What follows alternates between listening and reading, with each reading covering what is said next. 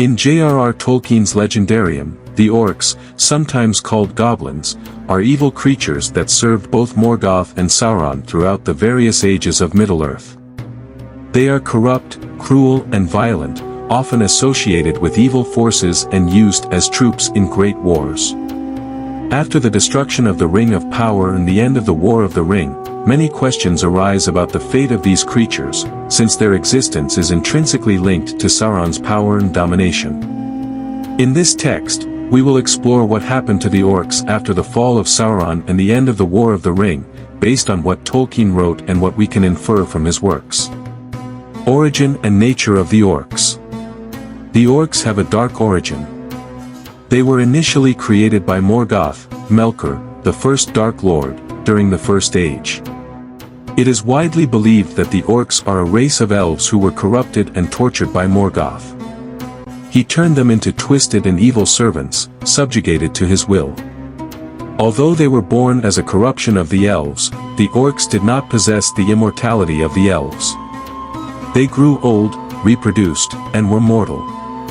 The Orcs, as a race, were created to serve, and throughout their history they have been associated with slavery to a higher power. During the First Age, they served Morgoth. In the Second and Third Ages, they were loyal servants of Sauron, Morgoth's successor. They were used primarily as soldiers in the wars that Sauron and Morgoth waged against the elves, men, dwarves, and other creatures of Middle-earth. The end of the War of the Ring. With the destruction of the One Ring in the final events of the Lord of the Rings, Sauron, who had bound much of his power to the ring, was finally defeated. When Frodo Baggins and Samwise Gamgee managed to cast the ring into the fires of Mount Doom, Sauron's power was utterly destroyed. His physical form disappeared, and his spirit was scattered forever, unable to manifest itself again. The destruction of the ring resulted in the immediate collapse of Sauron's forces. Barad-dûr, Sauron's stronghold, crumbled. The armies of Mordor, who had been engaged in battle on the Pelennor fields and at the gates of Mordor, panicked and began to flee in disarray. The Nazgul, the Ringwraiths, who were directly bound to the power of the One Ring, were also destroyed along with the ring. This defeat left the forces of Mordor, especially the Orcs, in complete chaos. Without Sauron's leadership and control, the Orcs, who depended on him for direction and order, were left to fend for themselves. The fate of the Orcs after the fall of Sauron. After Sauron's destruction, the Orcs faced an uncertain future. Although Tolkien did not provide a detailed description of the exact fate of each Orcish faction, we can infer a few scenarios based on what is known about their nature and social structure. Disintegration of the Orcish organization. Orcish society was strongly hierarchical and dependent on a superior lord who controlled and held them together. Both Morgoth and Sauron exercised psychological and magical control over the Orcs, without which they quickly fell into disarray. Chaos and confusion. Without Sauron to unify and direct them, the Orcs fell into disarray. At the Battle of the Black Gates, when the One Ring was destroyed, the Orcish forces began to flee in panic, as if they felt the fall of their master in their very bones. Many Orcs were likely killed in the flight or captured by the forces of men, elves, and dwarves who were involved in the battle. Internal feuds. The Orcs were also known for their treacherous and violent nature, and without Sauron's leadership, it is likely that they would have turned on each other. The lack of a powerful leader and the tendency for violence among themselves would have led many Orcish clans to fight among themselves for power or territory. This type of internal anarchy may have decimated large numbers of Orcs soon after Sauron's fall. Persecution by the Free Peoples. Following the end of the War of the Ring, the Free Peoples of Middle-earth, especially the kingdoms of men and elves, were determined to eradicate any remaining threat from the Orcs. Driving out and hunting out, many Orcs who survived the battles and collapse of Mordor may have attempted to flee to the wilds of Middle-earth, such as the Misty Mountains, where there have traditionally been large Orc populations. However, the kingdoms of men were now in the ascendancy, especially the reunited kingdom of Gondor and Arnor under King Aragorn, Elisar. Aragorn and his allies likely organized campaigns to hunt down the remnants of Sauron's forces, eliminating the last pockets of Orc resistance. Destruction of remnant factions. In areas such as Isengard, where Saruman's orcs were used in war, there were also organized hunts to purge Middle-earth of evil forces. Legolas and his elves from Mirkwood and Mirkwood, and the dwarves of Erebor and Aglarond would have played crucial roles in these hunts. Life on the run and isolation. Some orcs probably survived in the more remote and mountainous areas of Middle-earth. With the fall of Sauron and the destruction of Mordor, it is possible that small groups of orcs took refuge in caves and tunnels, away from the great civilizations that now dominated Middle-earth. Survival in small groups. These smaller groups of orcs would have been weakened and disorganized, living on the fringes of society. Rather than forming large armies, these remaining orcs likely returned to a life of raiding and survival, preying on small villages or travelers on the borders of civilized lands. With no Dark Lord to unite them, such as Morgoth or Sauron, the orcs no longer had the power or organization to pose a major threat to the kingdoms of Middle-earth. Without central leadership, they were never able to reorganize themselves into a cohesive force.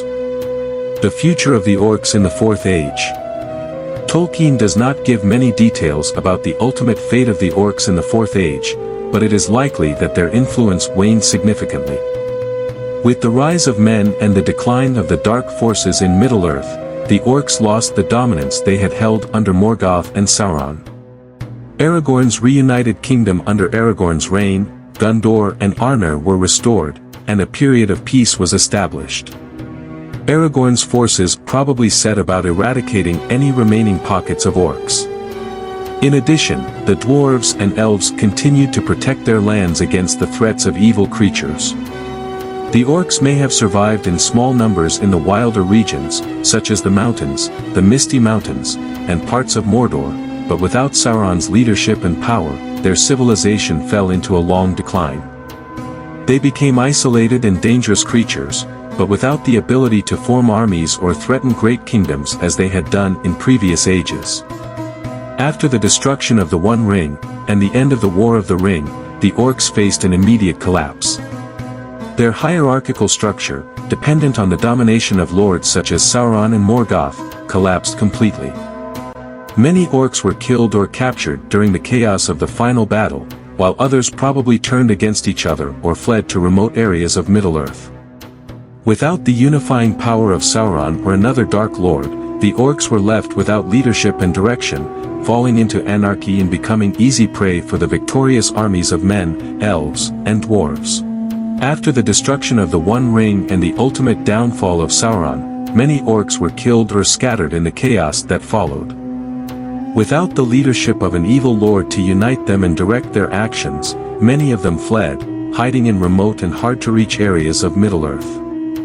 However, without Sauron's direct control, their existence changed drastically. Here is a detailed look at the lives of the orcs in flight and isolation after the end of the War of the Ring. 1. Flight and survival. With the destruction of Barad-dûr and the death of the orc leaders in the final battles, the armies of Mordor collapsed completely. Without a central command, the orcs, who no longer had much internal organization and depended on Sauron's absolute control, fled for their lives. Many of them tried to escape the battles or scattered when they realized that their master had been defeated. Without Sauron's leadership, which acted as a unifying bond for these naturally chaotic creatures, the orcs quickly became disorganized. Mountainous and wild regions. Many orcs fled to places that had historically served as havens for their race, such as the Misty Mountains and Mordor, or to desolate areas that were not as accessible to men. In these regions, survival was difficult, and the orcs likely lived in small groups, relying on plunder and raiding travelers for food and supplies. They did not have the ability or resources to reorganize into armies as they did under the leadership of Sauron or other Dark Lords. Northern and Eastern regions. Other orc factions may have fled to the northern and eastern areas of Middle-earth, such as the mountains around Gundabad and the dark forests and wild mountains of Run. These remote areas were beyond the direct reach of the kingdoms of men, elves, and dwarves, which could have allowed small groups of orcs to survive. 2. Infighting and disorganization. The orcs are known for their treacherous and chaotic nature. Even under the control of a lord such as Sauron or Saruman, they often fought among themselves, striving for power or status within their own ranks. Without a Dark Lord to control their violent tendencies, it is likely that the orcs would have turned against each other in internal disputes, attempting to seize control or claim leadership. Internal violence. The orcs were by nature aggressive and brutally competitive. When they were not fighting against elves, men, or dwarves, they were often involved in internal feuds. After the fall of Sauron, with no greater power to hold them together, this tendency toward violence among themselves likely increased. In many regions, tribes and clans of orcs would have fought against each other for resources or territory, which would have further weakened their cohesion as an organized force. Lack of leadership. The orcs have always been under the rule of a stronger authority, be it Morgoth, Sauron, or powerful orc leaders. Without a central leader, the orcs lost any sort of organization they might have maintained. They depended on strong leadership to direct their war activities, and without such leadership, many orcs became directionless and fragmented into small groups. 3. Gradual decline and marginalization. With the fall of Sauron and the rise of the kingdoms of men, such as the reunited kingdom of Gondor and Arnor, and the increasing power of elves and dwarves in their territories, the orcs were hunted down and marginalized. Although Tolkien does not provide a detailed account of the complete extinction of the orcs, it is clear that their power was reduced to a negligible level after the War of the Ring. Persecution by the Free Peoples. After the end of the War of the Ring, Aragorn, as King Elessar, and his allies probably organized campaigns to eliminate the remaining pockets of orcs, particularly in Mordor and the Misty Mountains, where many of these creatures could still lurk. The lands previously controlled by the orcs, such as the lands around Isengard, were retaken by men and pacified. This would have led to the death or capture of many surviving orcs. Life in the shadows. The remaining orcs who managed to escape these persecutions were probably forced to live in the shadows, in small scattered bands or clans, far from the civilizations of men. They would have been driven to the most remote and inhospitable corners of Middle-earth, living as outlaws or occasional raiders. Even so, without leadership and with few numbers, their influence and threat would have diminished drastically. 4. Loss of power and inability to reorganize. One of the main reasons the orcs never again posed a significant threat after the War of the Ring was their inability to reorganize. They were always dependent on a greater force to keep them together and focused on their goals. After the destruction of the One Ring and the fall of Sauron, many orcs fled the great battles and scattered throughout Middle-earth. With their army disbanded and without the leadership of a Dark Lord, these orcs settled into a disorganized life, acting primarily as raiders and marauders of villages and small communities in remote areas.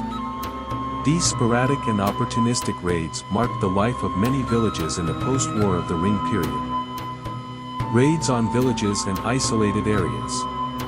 After Sauron's defeat, the orcs did not disappear entirely from Middle-earth. Many hid in the Misty Mountains, the Grey Mountains, and other wild and mountainous areas, far from the great kingdoms of men and elves. Without a central leader, they became bandits, living by plunder and surviving by quick raids on small villages and vulnerable settlements. Pillage and looting. The orcs, now living in small groups and scattered, frequently attacked smaller villages on the borders of the great kingdoms.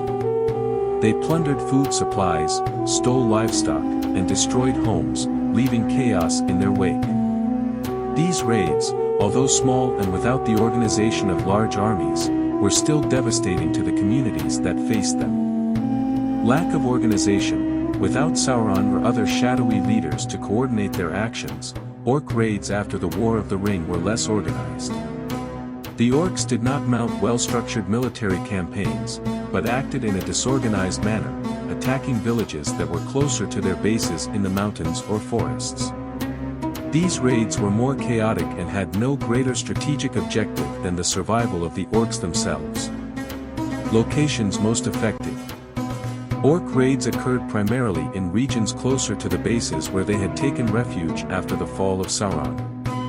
This includes villages in mountainous and border areas, where the influence of the Great Kingdoms was not yet as strong. Misty Mountains.